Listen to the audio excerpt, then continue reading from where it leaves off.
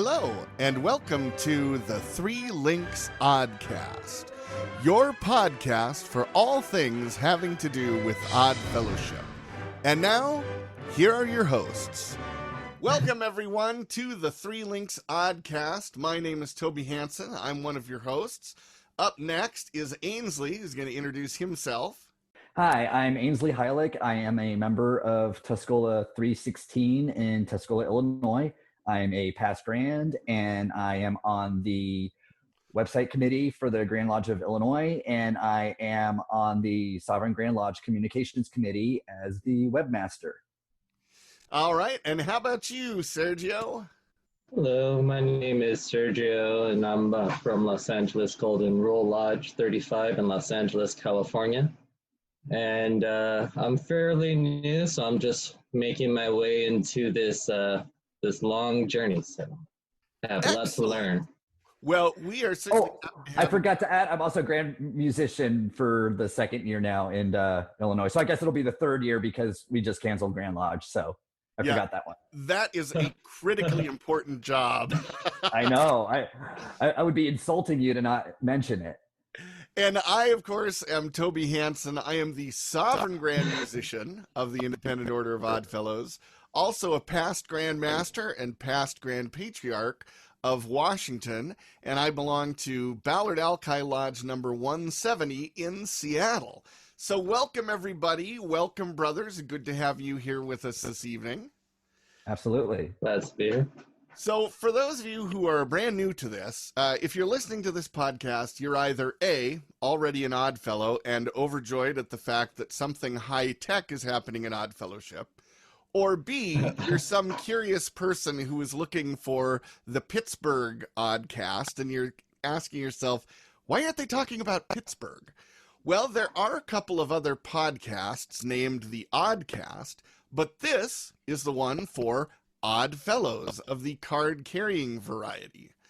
And so to get things started here for our first episode of the Oddcast, we're going to talk about our individual experiences and how each of us came to be members of the Independent Order of Odd Fellows. And Brother Ainslie, why don't we start with you? All right. So I think I've been a member for about, I think I just clicked over on 7 years. And 8.5 years ago, I moved to the Midwest from the East Coast, and me and my business partner, we purchased a building that had previously been an Odd Fellows Lodge. And it was actually kind of marketed as that on the real estate listing. And I had no idea what Odd Fellows were. They just said it was some kind of Masonic type group. Cool.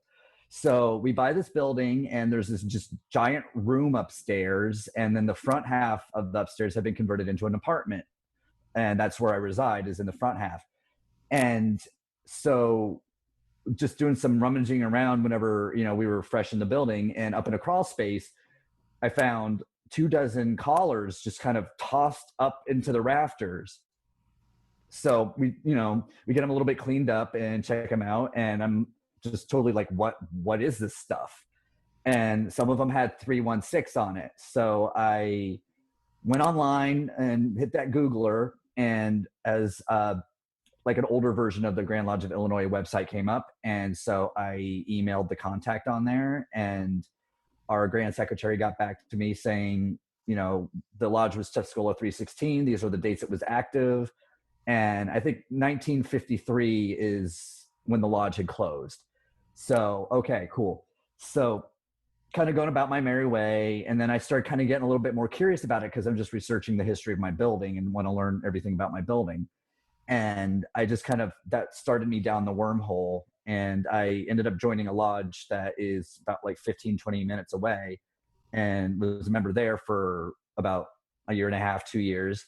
And it wasn't quite working out great. And I knew I wanted to get the lodge here going again. That was just a crazy idea I had. I just thought it would be, a really worthwhile project.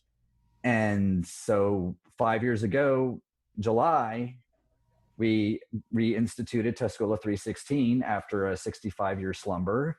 And so we're obviously having a setback right now because of the Rona, but that, that's okay because we all are. And but like, yeah, it's just kind of going down that wormhole and just wanting to get more out of the experience and seeing how there were things in Odd Fellowship that my talents could maybe assist with. So I started kind of just butting my nose in everybody's business, asking if there's something I could help with. And then I met another Odd Fellow online who lives in Arkansas. And several years ago, we got the crazy notion to start a blog. So we started the Heart and Hand blog several years ago. And that's how I got to be good, friends with Toby, was through, him sending in submissions and us just chatting online. And so oddfellowsguide.com is the blog that, we still have people, just to throw a little plug in there. And so it's really great. It's been a great way to meet people all over the world. And it kind of fills that niche of people contact, but like kind of not super deep interactions, but satisfying interactions that, that I missed since not having marching band anymore. Like that was like one of my favorite things in school was marching band, and that camaraderie, that feeling of working together towards a common goal, even though it's people you might not get along with in your normal daily life. And that's kind of that hole it fills for me. Well, that's great. What would you say are some of the other things you mentioned? That sense of camaraderie that you get and being around people and getting to do things. What are some other things you think you've gotten from the experience of being an Odd Fellow? I tell people all the time that the things you learn are in the most unexpected places with Odd Fellowship. And I have learned a tremendous amount of skills that you really only learn the hard way. They don't really teach in school, like things like interpersonal skills with people that are not people you work with. So you don't have that same obligation to be polite to them, other than our obligation as Odd Fellows. And we're all doing this as volunteers. So we're going to be doing a lot of work that is not always fun and not always pleasant. And it's hard and it's time consuming and it's demanding. And it's like, we're not getting paid for any of this. Why am I here?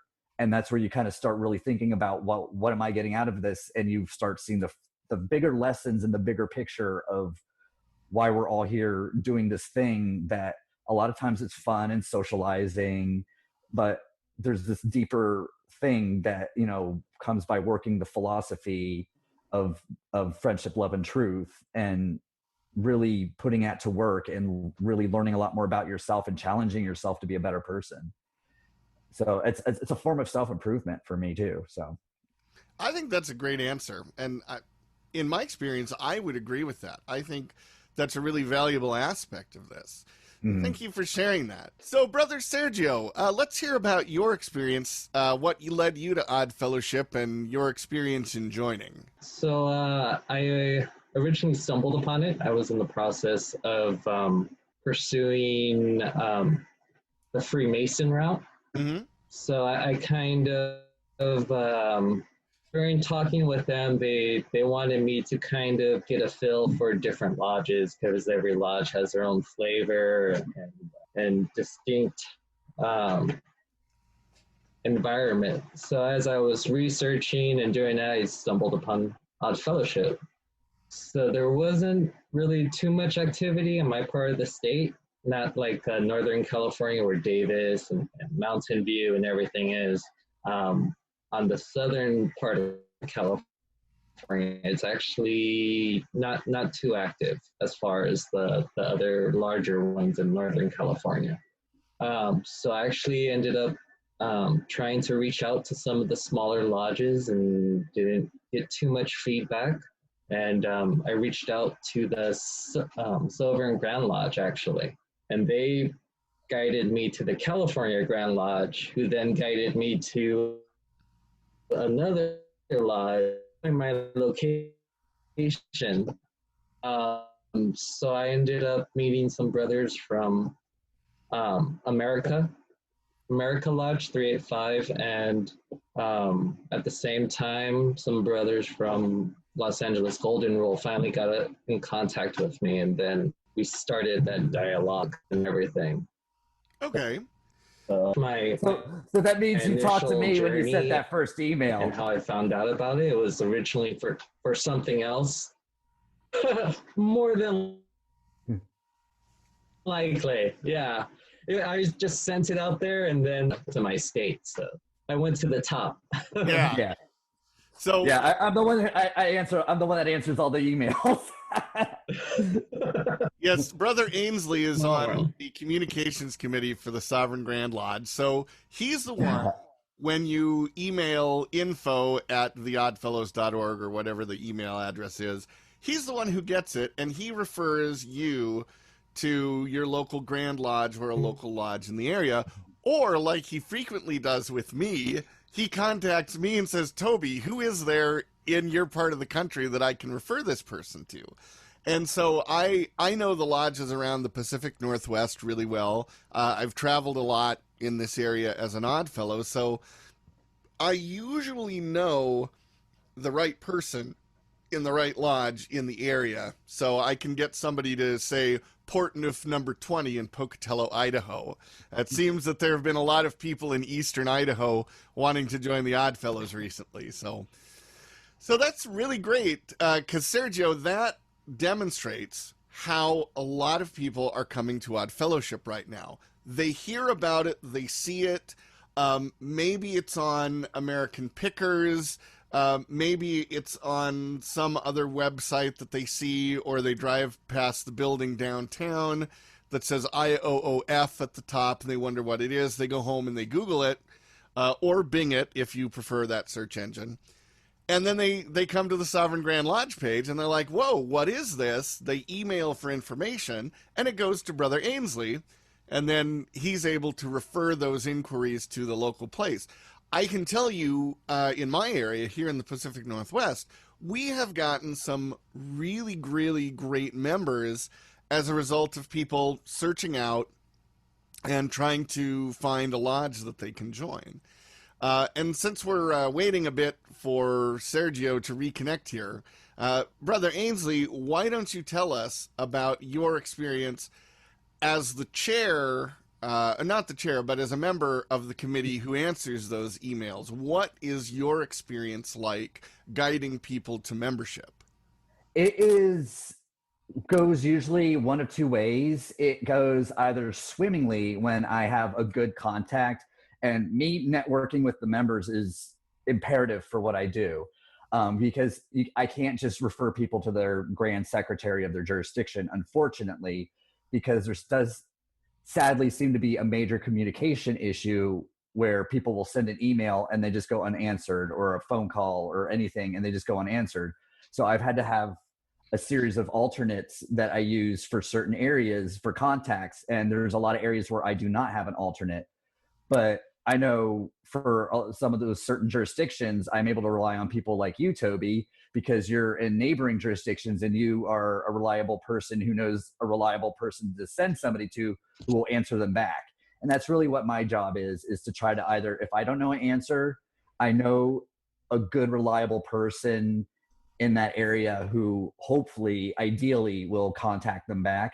And unfortunately, I do get a lot of down the road a month or so, people messaging back and being like, hey, just so you know, I never heard back from anybody, you know, and it just stabs me right through. And because I mean, you know, I don't want to call out any jurisdictions right now, but there definitely, it's something to, you know, really aggressively, you know, get the grand secretaries or whoever's at that, you know, Grand Lodge office to get a website, you know, just get a small little website with a lodge directory with the contact information for those lodges. Like, that's first things first, you know, get an email where if it's the correct email, make sure it's the correct email on our IOOF.org, you know, make sure your jurisdiction information is correct. So that way, when I'm referring people, I'm giving them the correct information and not something from a grand secretary who died 5 years ago, and whoever has been grand secretary since hasn't bothered to log on to the database and update their jurisdictional information. Yeah, that's my rant. Hey, that's a good rant. That's going to set us up for one of our future episodes where we talk about some of the roadblocks to getting new members in the order. But looks like we got Brother Sergio back online here. Yeah, I just wanted to also jump in really quick because since I now have know the person who responded so quick to my initial email, I just wanted to say that really did make a big impression, because when I tried to reach out, there's not a lot of lodges that are on the internet as active. So that was kind of like that make or break moment for me, where, okay, if I went to the top and I didn't hear anything back at that point, then, maybe I should just kind of continue on my original route. So, I mean, kudos. And that really did make a big impression, especially for somebody where I'm at. There's not really, there's really not a big presence, and you really have to want to pursue it to join, because in my part, half the work is just finding a lodge that still has some life to it, and then hopefully everybody in there is a good fit. So just thank you. That really did. Thank you. I try really hard to abide by like the sundown rule with emails, where I try to get back to them by sundown the next business day. And so just because I don't like emails piling up on me. So, I mean, I'm literally like, I could have been like sitting on the toilet when I replied to you for all I know, like I thought I smelled something when I opened the email. Like I will literally, like, if I got a few minutes in between something, if I'm waiting in line, like at the grocery store, and I'm like just waiting to check out, I'll, because a lot of the emails fall into like a handful of categories, and a lot of them I could just copy paste my pre-written blurb, and then it just maybe requires a little bit of like meat filler in the sandwich. So like for years I'd be like, okay, I'm gonna go get the contact page URL for California and send that over to you, and then I could maybe look on their map and be like, okay, where you're living, it looks like there's a couple lodges, this is where they are, and then try to send that as well. So that way I could try to be as efficient as possible, and just knowing what information to get people. Sometimes it's actually like pretty difficult. And that's when I go onto the community page on Facebook, and just, I'll put like Hive Mind, and then I'll just type in my question, and then whatever somebody answers me. So. Yes, that's the appropriate. Awesome. That's the appropriate response for Rebecca, is to look for the hive mind. Exactly. That's why it's a perfect term, because there's always a Rebecca that knows the answer. That's right. Rebecca's are good for that, and also Jell-O with shredded vegetables in it. Oh my. So before Sergio got bumped off of his network, we were talking about his journey into Odd Fellowship. How long have you been a member now, brother? It's not quite a year. It'll be a year in November. So I started initially, I think it was the end of August, beginning of September. So that was kind of that period of me just initially reaching out. I believe it was probably like later on in September that I got more dialogue going and everything. So from there, probably by October, I was already kind of setting up the whole initiation. I had already had the meeting and everything. And when I did my initiation, I was fortunate that I did it at America Lodge 385, and they actually had other lodges. So I believe it was Costa Mesa.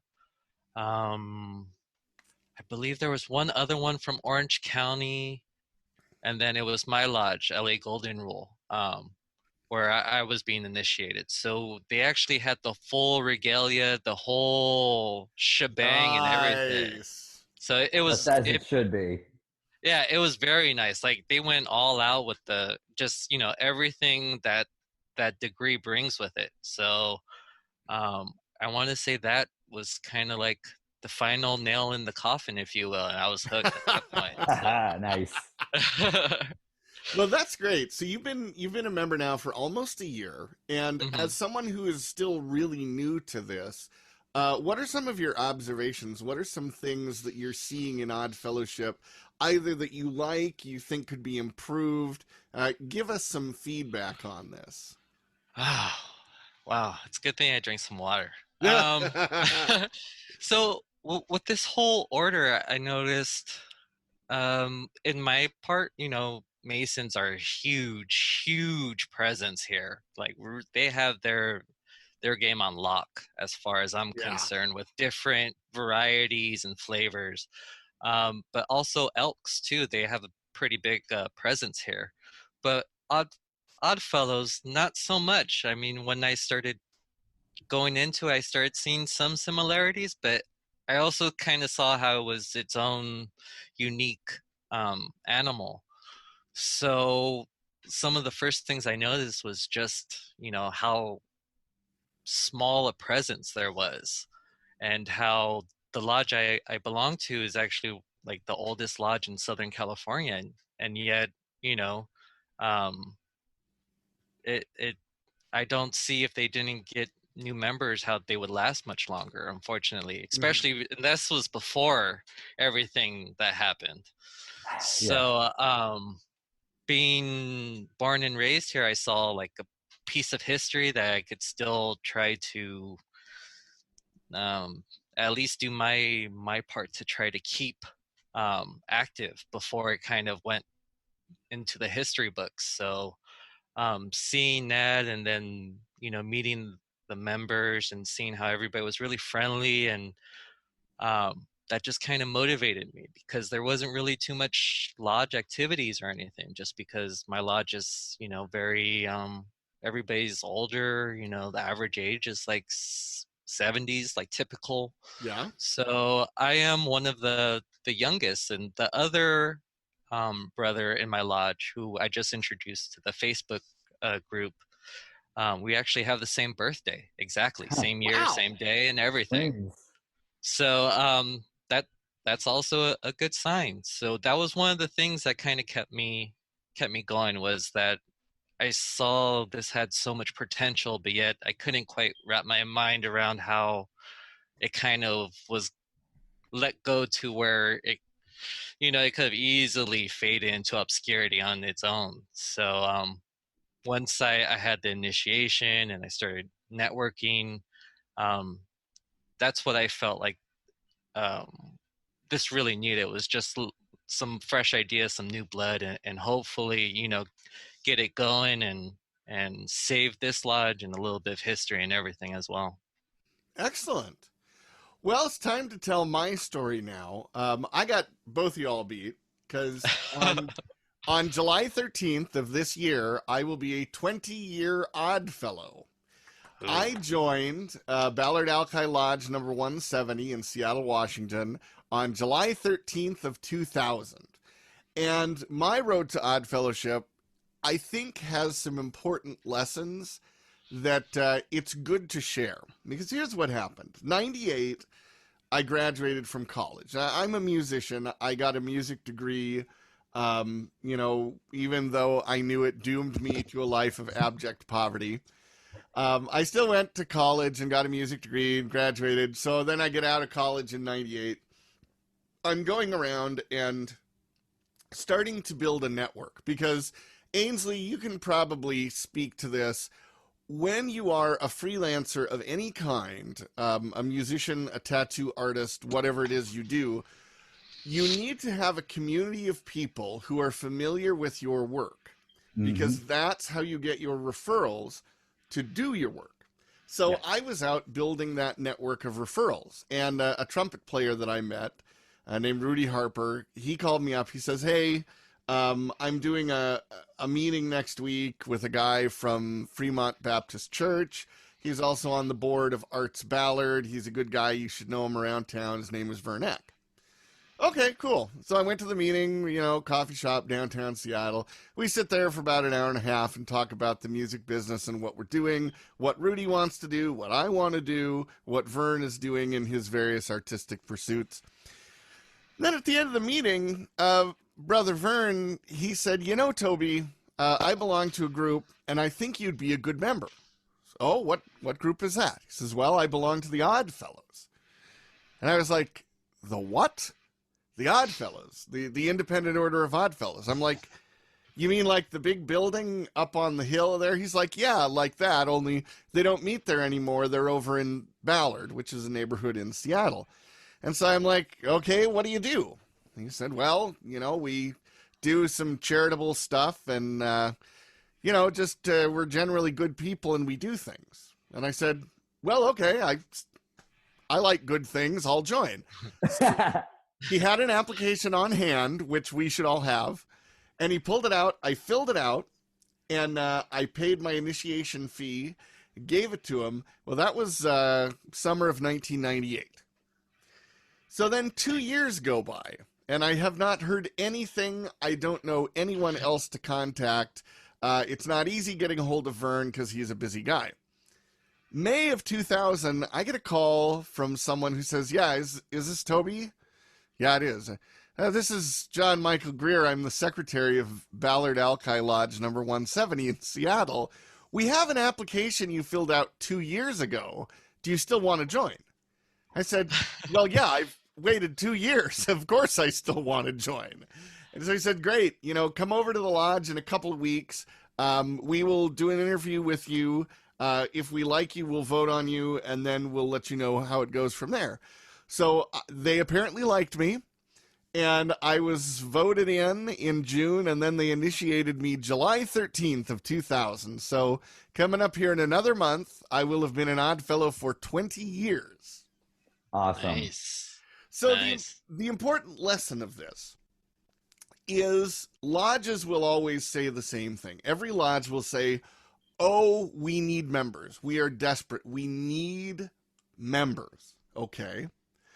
But the thing that lodges tend to forget, I've seen this a lot, and having been a Grand Master in my state, I visited every single lodge, some of them several times, and there's a tendency to develop tunnel vision where you only think about what's going on inside your lodge. So the only access point for information coming in is the member who checks the mail before each meeting. They forget that lodges are dynamic groups of people. They have to check email. They have to check phones, and now we have all sorts of different social media. There's Facebook and there's Instagram, there's Reddit. I was on the Odd Fellows Reddit group today, and I saw there was a post from someone in Florida. They wanted to join, and this person said, "Hey, are there any IOOF lodges in Florida?" And someone else came back and said, "No, there are no IOOF lodges in Florida. You have to join the Grand United Order." So they So I may not Florida's not to it.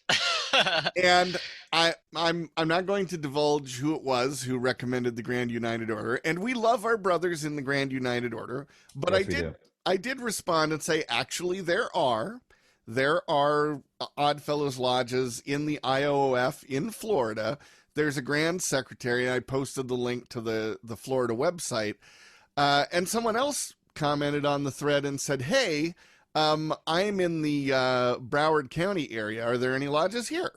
And I said, "Well, you see the information, contact the Grand Secretary of Florida, and he or she can direct you to a local lodge in your area." That is the critical part of this.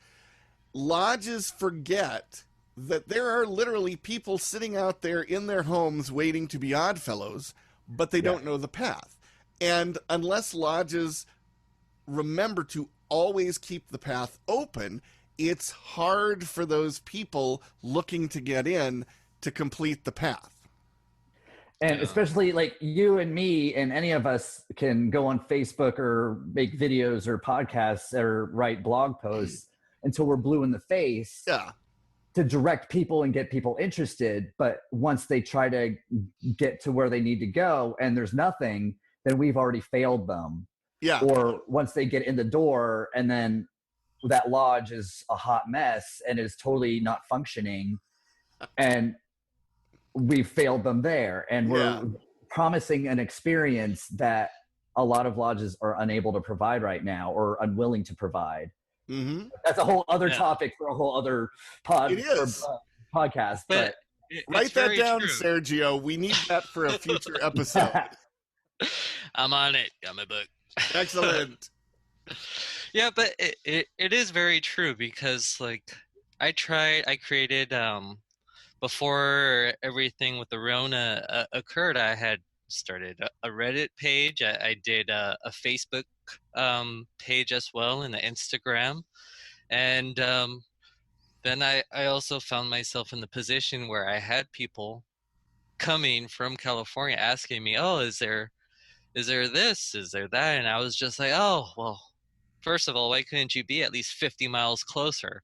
And then it's just kind of like having to get them ready for that journey too, because I can only tell them so much, because when California, it's kind of, one side is set up a little bit better than the other. So us on the southern end, we just have a lot more work on our hands as far as getting the lodges and everybody. So that's definitely like a very valid point, is trying to network. And that's one of the reasons why I went on to Facebook, and I'm glad that that Michael introduced me to the group, and I got to meet everybody, because that just kind of gives you more information, and with that you could kind of spread it on to other people who are trying to join and trying to see, not necessarily join, but at least see if this is something for themselves. So it's always good. I like to think of it as a relay race. The first leg of the relay race is someone who has interest. And then you have to handle that handoff of the baton at every point in the relay race. If everyone does their part, it ends with a new member getting initiated, and we have successfully spread our message of Odd Fellowship. What tends to happen a lot in my experience is somebody's interested. They're really excited about it. I had someone on Instagram who was really interested in Walla Walla, where we used to have a lodge in Washington. She wanted to get involved, and I talked to her and I said, the lodge in Walla Walla closed. It closed 5 years ago. The building has been condemned for toxic waste. They're going to dig it up and renovate it and then turn it into a boutique hotel where it'll cost $300 a night and you'll get a free bottle of wine with it. And she was disappointed by that, because if there had been something active in Walla Walla at that time, I could have said, yes, they meet Tuesday night at 7 o'clock. Go talk to Brother Craig, and he will tell you how to join the lodge. But I couldn't do that. There was nothing there. And so I told her, I said, 50 miles away, there's a lodge. If you go over the border into Oregon, 20 miles that way, there's a lodge. There's nothing in Walla Walla. So you got to be able to hand it off. Now, here is a great example. And I'm going to brag up on Brother Ainslie here. No, please. A couple years ago, while I was Deputy Grand Master here in Washington, we had a lodge in Wenatchee, which is smack dab in the middle of the state, right on the Columbia River, kind of a hard-scrabble, blue-collar fruit packing town. And the lodge was just, like maybe 6 months away from being completely dead. And it so happened that somebody in Wenatchee who had gone to punk rock shows at the Oddfellows Hall when he was a teenager wanted to join the lodge. But the building in downtown Wenatchee was looking very decrepit. There were no lights. There were no signs. There was nothing that said, call this number to join the Oddfellows. So he reached out via Instagram, found Ainslie. Ainslie reached out to me, and I got in touch with this guy. And turns out he's an artist, a very talented artist, by the way, does great work. And so I was able to get him into the lodge. He's been one of the people who has helped save that lodge and turn it around. They are now very active in their community, and they're attracting new members. Odd Fellowship is growing again in Wenatchee, and that's because we had that successful relay race from the initial interest, making the inquiries, and then getting that information to the people who can finally get that person initiated and into the lodge. And that's what's so important, because it's that one person who could make the difference. So, some people might say like, oh, that's just one person. We'll get the next one. Well, you never know that opportunity has left until you're kind of like, oh, well, that could have been something. Yeah, hopefully the lodge hangs on long enough to get that next person. Yes. Yeah, because that survival of lodges is never guaranteed. I've been around long enough to see the ebb and flow, to see how some lodges become really active and how other lodges just sort of fall away and people become complacent. They think, oh, we're always the 2 or 3 people who put on the events. We don't want to do it anymore. We're tired of this. Let's just not worry about it anymore. And so lodges, if nothing's going on, if there's no compelling reason to be there, people are not going to come. So it's important to have that drive, that energy. I love it when I walk into the lodge room and I see my brothers and sisters there, and everyone is genuinely happy to see me and happy to be there. That is a great feeling. There is a I wish I had that at my house when I walked in. Quarantine is tough on all of us, brother. I was like, oh God, the same people, man. Oh. But we have a particular kind of belonging in the Oddfellows, and I think that is super valuable. And that, more than anything, is what I would communicate to people. If you want to feel valued, if you want to feel like you are part of something that is really meaningful, the way to do that is to join your local Oddfellows Lodge. It's to go out there, meet those people, and become active in what they're doing. And if they're not active with something, get some ideas and start to get them active. Not every lodge has its own building. So go out for a spaghetti dinner on Friday nights. There's a lodge down on the Columbia River on the Oregon-Washington border. It's in the town of White Salmon, Washington. And they go out to pizza once a month together as a group. So when I was in the town and I went to get pizza, they asked me, what are you doing here in our town? I said, well, I'm here to visit the Oddfellows Lodge. Everybody at the pizza parlor said, oh yeah, the Oddfellows. They come in on Friday nights and have pizza. You must have got chills with those pepperonis in, huh? I did. And they claim to have the best pizza in the Columbia Gorge. I can't verify because I've not had any other pizza in the gorge, but it was pretty darn good. I gotta keep that in mind. Next trip, whenever we could travel about again. Yeah.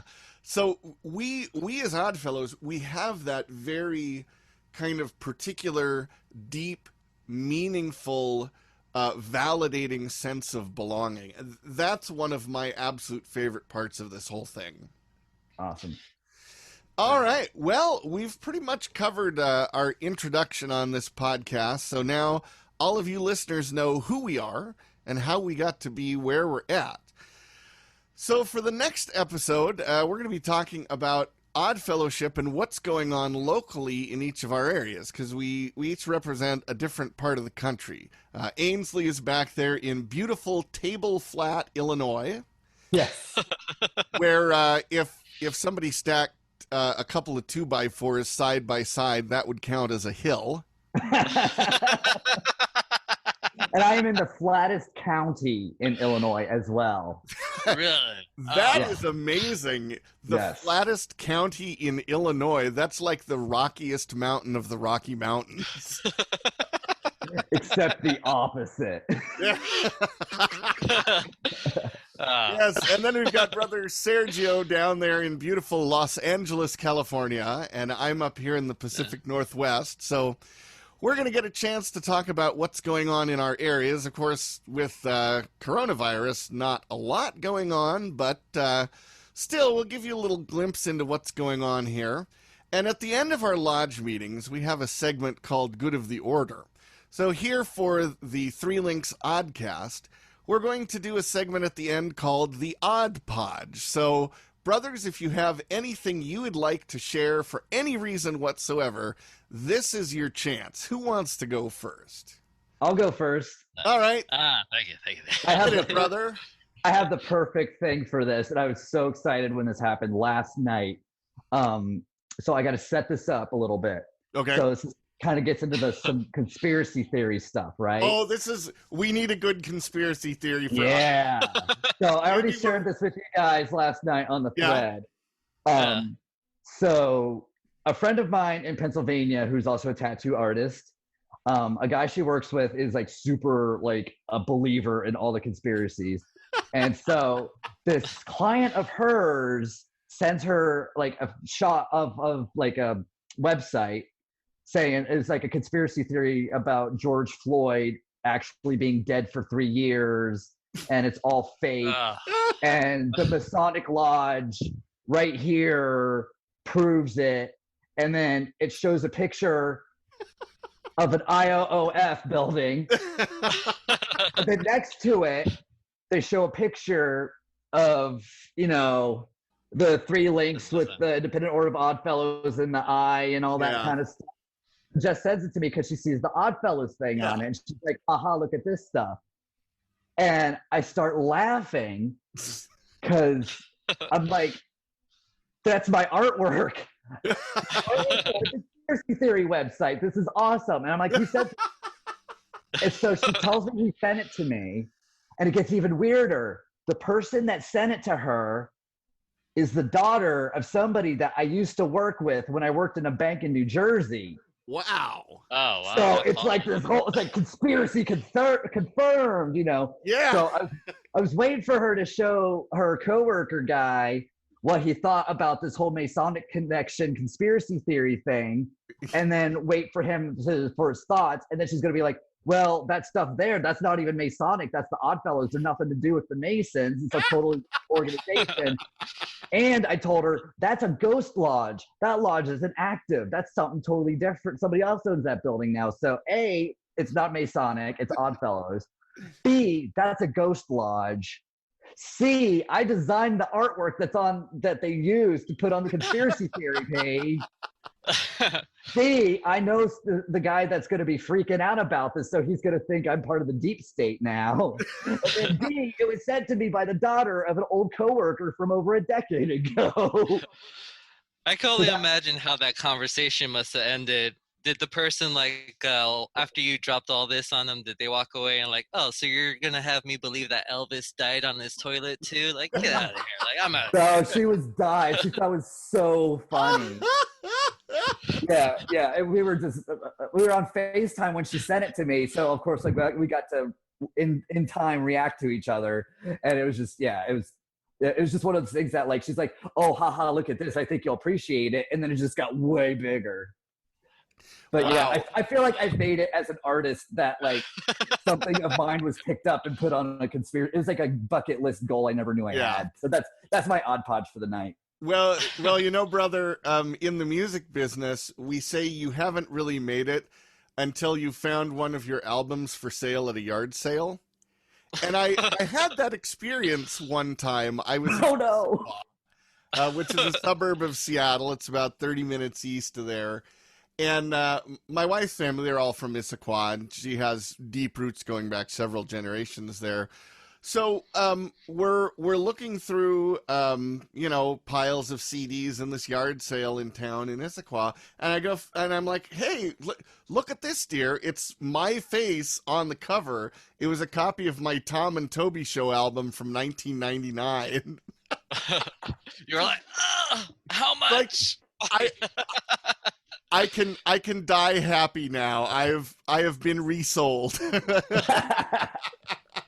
It's almost like me finding like a vintage Karma T-shirt at the Goodwill. Yeah, exactly. It's like, well, and then of course I didn't buy it, but I wanted to ask the guy, only 50 cents for this? Do you realize how good this is? 50 cents.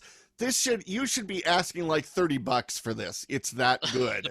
It's a like, rare pressing. Who the hell?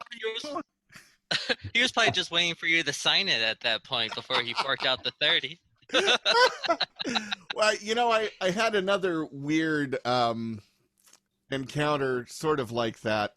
The first year that my wife and I were together in 2004, before we got married, we went off to Salt Lake City to visit a friend of mine who had gotten married. And she got married back in New York, but then she had a reception for her family in Salt Lake City. So she says, hey, Toby, come on down, see the family, visit. I'm like, okay, this will be fun. So I took my new girlfriend with me at the time, who I later married. We happened to stop at the Salt Air Resort, which is on the Great Salt Lake, just west of Salt Lake City. And we're walking around in this nearly empty pavilion because, you know, it's like a Tuesday afternoon and nothing's going on there. And this one woman happens to walk by us, and she has a T-shirt on that says "Peace, Love, and Polkas." And then she turns around and she walks back by us and looks one more time, and then walks away. So my wife goes into the ladies' room, and this woman happened to be in there. And this woman comes up to my wife, girlfriend at the time. She says, "Who is that you're with out there?" Well, that's Toby Hansen. Why do you care who I'm with? It's like, he's the accordion player, right? Yeah, he is. Why? How do you know of him? Well, it turns out she happened to be a fan of polka music and had seen me in one of my very rare appearances outside the Pacific Northwest. She had some of my CDs, and so she actually recognized me there at this very obscure location in Utah. Whoa. Yeah. That's something that goes down in the journal right there. Yes, it does. So that's my odd podge for this episode, is that I was recognized by a stranger in Utah. Brother Sergio, you got anything to top that? No, I actually wish I would have gone first at this point. Raise your hand first next time. You've learned. Oh, yes. No, I'm going to send an email just to reserve the spot in advance. So, Yeah. I don't have anything per se. I just, I'll think of something next time. The only thing I could think of is, I hope that we get more people to come in, and we get to hear more stories like this. And I think I'll be a little bit more prepared. This time I was just kind of get a feel for you guys, see which way the wind blows. So luckily it's right up my dress, so we're good. Perfect. Ooh, refreshing. Perfect. That's exactly what we want you to feel refreshed here on this show. A refreshing breeze. That's right. All right. Well, next podcast, we're going to be talking about what's going on in Odd Fellowship in our areas. If you like it, subscribe, because you never know, in another year and a half, we could be famous and Ira Glass could be interviewing us. You never know, guys. It could happen. I think that's as good as it gets in podcasting, is you get Ira Glass talking to you. Yes, this week on This American Life, we're going to talk to podcasters who are also odd fellows. I'm Ira Glass. So and I'm asleep. that's basically our goal, is to become famous podcasters and to make the Odd Fellows the biggest fraternal order in the entire world. So on behalf of everyone, I'm Toby Hanson and Ainslie Heilich and Sergio Paredes, and we are saying thank you for listening.